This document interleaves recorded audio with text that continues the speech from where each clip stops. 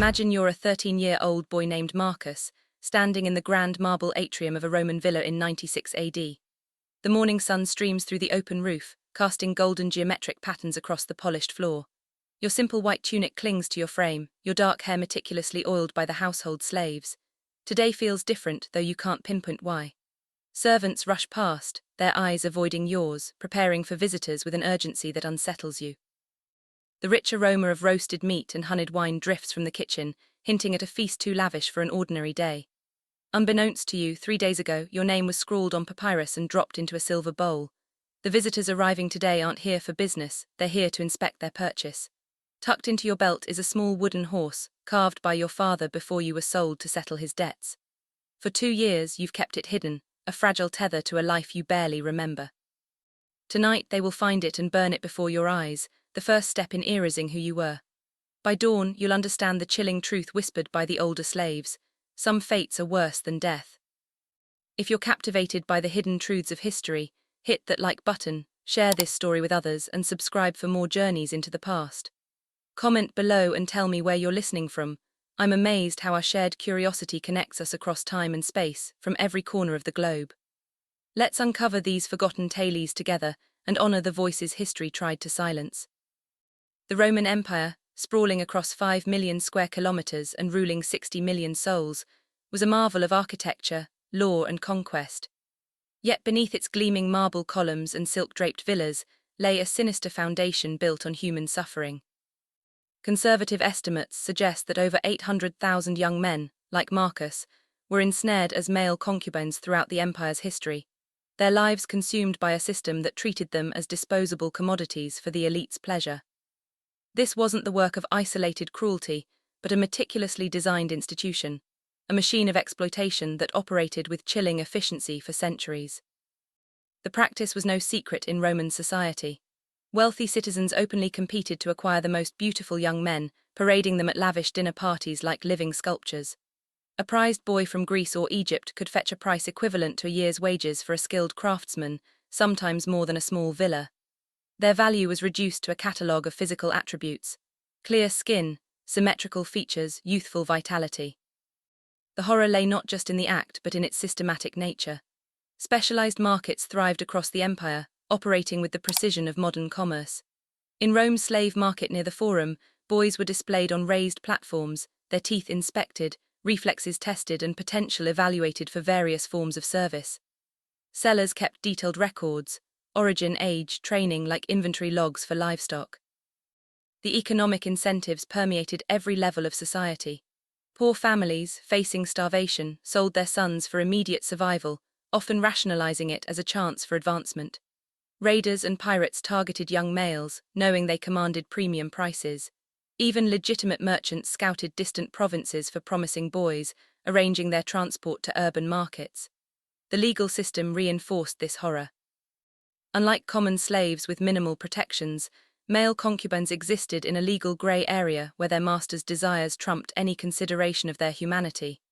They couldn't seek help, form relationships, or own property. Their existence was defined solely by their utility. The transformation of free boys into compliant concubines was a psychological and physical operation, rivaling any military campaign. Specialized schools dotted the empire, each refining techniques to break resistance and ensure obedience.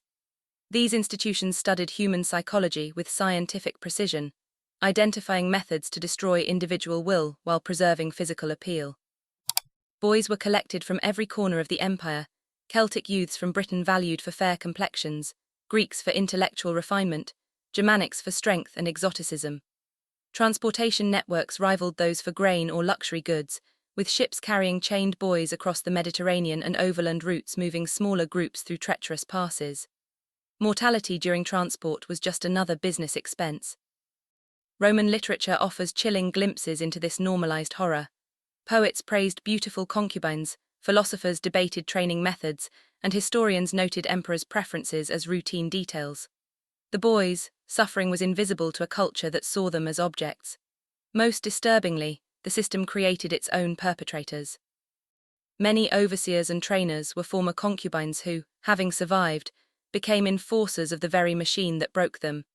their compliance a twisted testament to the system's efficacy. Archaeological evidence paints a grim picture.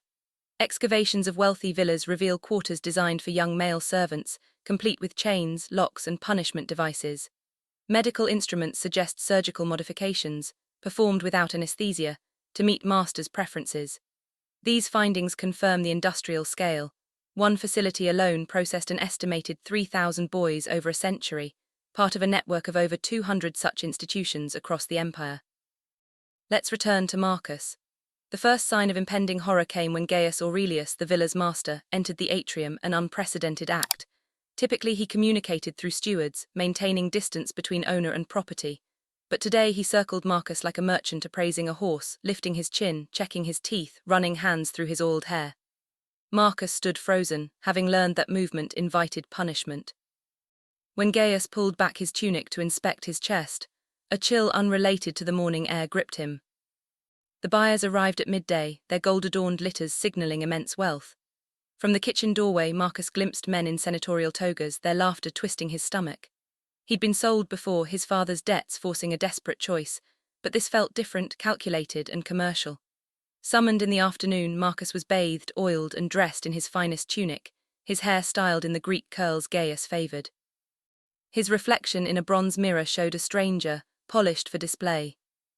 In the reception room, conversation halted as three buyers scrutinized him. They gestured for him to turn, tested his voice, and debated his endurance and uses, as if he weren't there. The price they settled on was staggering, transforming Marcus from a person into a luxury commodity. He didn't know he was being purchased by a consortium, three wealthy Romans who shared ownership of prized acquisitions. They maintained a private facility outside the city, designed for systematic exploitation, where Marcus's value was calculated for entertainment across multiple households. The contract signing was a formal affair, with witnesses and seals treating his transfer like property or livestock. Chained to prevent escape, Marcus was loaded into a covered wagon with three other boys, aged 11 to 15, their faces mirroring his confusion and terror. The oldest boy warned that speaking was forbidden, so they traveled in silence, each alone with his fears. The facility they reached was a fortress disguised as a palace, with high walls, iron spikes, and luxurious interiors. Marcus's quarters were a gilded cage. Silk hangings, comfortable furniture, but barred windows and locked doors ensured absolute control. Luxury was part of the conditioning. Fine clothing, good food, and small privileges created emotional dependence, making resistance harder. Training began with music, poetry, and conversation, presented as opportunities for advancement. Only gradually did Marcus realize he was being molded for far darker purposes. Other boys showed his future. New arrivals resisted, while veterans moved with eerie grace, their eyes betraying broken spirits. Physical conditioning maintained the slender build Romans prized, controlled diets, oiled skin, styled hair. Psychological techniques were even more insidious. Constant uncertainty, isolation, and convincing boys their past lives were worthless. Sleep deprivation eroded Marcus's mental clarity, making him susceptible to suggestion. Punishments designed to avoid visible marks included confinement in cramped spaces or sensory deprivation, fostering compliance through desperation. Boys were pitted against each other, encouraged to inform for privileges, destroying trust. Marcus watched peers transform. The defiant became submissive, their spirits crushed by orchestrated false hope. He was told exemplary performance could lead to freedom, only to learn it meant his first client. The betrayal shattered his hope, revealing resistance as futile. His first client, Senator Lucius Cornelius, arrived with casual confidence, inspecting Marcus like livestock. A respected public figure, Lucius treated him as an object, commenting on his qualities as if he weren't present. The physical and psychological violation was devastating. Marcus's training forced him to feign enthusiasm, betraying his own instincts. The facility operated like a machine, scheduling boys like appointments, their lives reduced to ledger entries. Clients included commanders, merchants, even philosophers, their public virtue masking private depravity. The psychological toll accumulated like poison. Each encounter reinforced Marcus's objectification, eroding his belief in freedom. Some boys broke, retreating into madness or catatonia, their bodies discarded in unmarked grave. Marcus survived through dissociation, mentally detaching from his exploitation, but at the cost of his humanity. As he aged, his boyish features faded, reducing his value. Handlers discussed his future, sale to harsher venues, or surgical modification to extend his usefulness. Most boys lasted 4 years, claimed by disease, suicide, or exhaustion.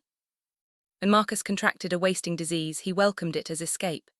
In his fevered final weeks, he imagined his father's voice in the sunlight of his childhood. He died on a cold spring morning, his death a brief ledger note. Inventory reduced by 1 unit.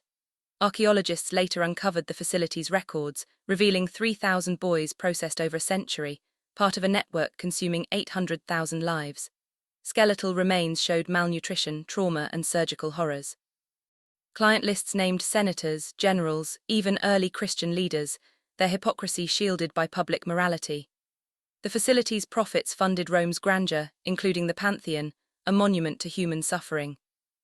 This system never truly vanished. Today, 27 million people, including millions of children, live in modern slavery, driven by the same incentives and ignorance. Marcus's wooden horse, burned to erase his identity, symbolizes what's lost when profit trumps compassion. His story isn't just history, it's a call to recognize and fight exploitation today. Let's keep these stories alive. Hit like, share, and subscribe to uncover more hidden truths. Comment your thoughts below. Let's spark a conversation about history's lessons for today. Next, we'll journey to medieval Europe, exposing dark secrets within religious institutions. Stay subscribed to join the exploration.